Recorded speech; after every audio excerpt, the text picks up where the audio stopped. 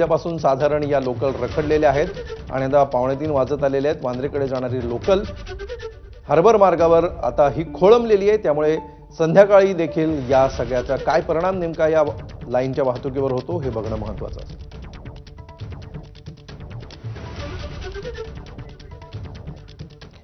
तर यानंतर पुण्याहून एक अपडेट आहे। पुण्यातील ढोले पाटील रस्त्याजवळच्या हॉटेल कपिला जवळ स्लॅब कोसळलाय।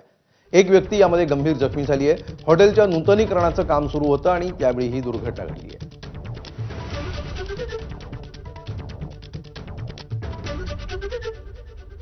हॉटेलच्या नूतनीकरणाचं काम सुरू असताना ही दुर्घटना घडलेली आहे आणि ढोले पाटील रस्त्याजवळच्या हॉटेल कपिला जवळ एक स्लॅब कोसळून एक व्यक्ती जखमी झाली आहे।